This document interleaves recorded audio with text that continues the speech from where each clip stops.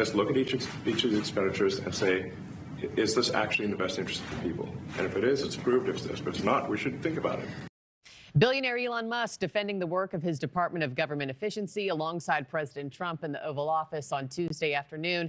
And the first hearing of Congress's new DOGE subcommittee gets underway in just a few hours from now, with some Democrats already prepping for, quote, full-on combat over these efforts to slash federal spending, push out government employees, and gut or shutter entire federal agencies, including USAID and most recently the Consumer Financial Protection Bureau. I want to now bring in self-identified fiscal hawk and friend of the show, Republican Congressman Tim Burchett of Tennessee, who now serves on that DOGE subcommittee. Congressman, always good to have you. Good morning, sir.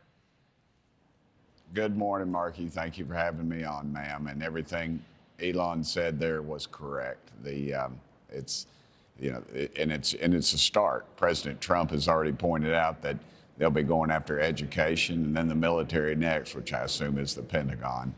And so I'm looking forward to all those things. You're obviously a fan of cutting the federal fat. You and I have talked about that, countless times. But do you think the agency or DOGE has done too much too quickly? I mean, was this the mandate from the American people to dismantle entire agencies?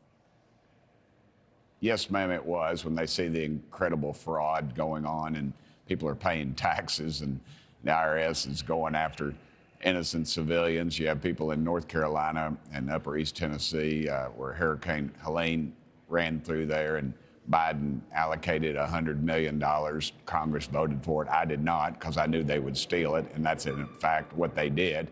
And those people are, until Trump came along, there wasn't any power up there. The Army Corps of Engineers was non-existent, and of course FEMA is a total fraud, wasn't doing anything.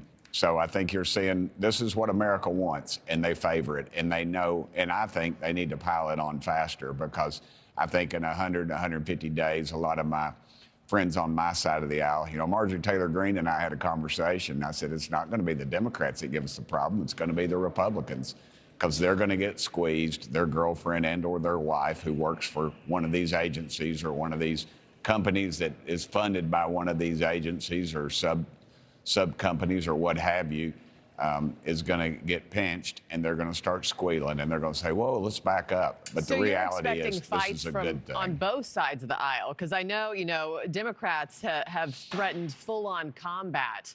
Are you expecting full-on combat from Republicans and Democrats over DOGE's work? I think from some Republicans, but mostly it's just the gutless ones, the ones that are running around with DOGE tattooed on their forehead. I have to question, where the heck were they the last 4 years when we were questioning all this reckless spending? They were nowhere to be seen. They were in the gravy train. They had their ladles out, just soaking it up with a big old bunch of biscuits. And this bunch isn't, you think we're going to change, and we're not. Once a little bit of the chrome gets knocked off the mufflers, they're going to start squealing. I learned something new from you, a new saying every time you come on with me, sir. You keep us on our toes. We haven't had a ton of details about the focus of today's hearing, who we're going to hear from. You're about to walk into the meeting yourself. What are the highlights about to be? What are we in for? I think you're going to see... I think it'll just be a screaming match, really. I think the Democrats are going to start making some wild accusations. The Republicans are going to try to stick to the facts. I've encouraged my members not to respond, because they've got their reactionaries, which are now becoming the mouthpiece of the Democrat Party. And as Ronald Reagan said, I didn't leave the Democrat Party, they left me. And I think America is starting to see that. Labor folks and stuff, this isn't what they signed up for, this radicalism. They want to get to work. They don't want to pay 50% of their income in taxes and see it go to some transgender show in Morocco or something. This is the reality of what's going on, and we're going to expose it, and they're going to squeal, and we're going to keep exposing it. And I hope we don't swing at the low pitches, because that's not going to get America anywhere. Burchett, before I let you go, you and I talked last week about, what's making you say dadgummit this week. We talked about nutria rats last week. What else is not making the headlines that's grinding your gears right now that we should know about?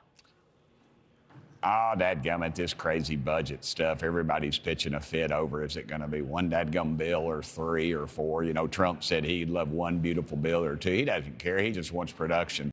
Thanks for watching, everybody. Go to joinnn.com to find NewsNation on your television provider. Also, don't forget to click that red subscribe button below to get more of NewsNation's fact-driven, unbiased coverage.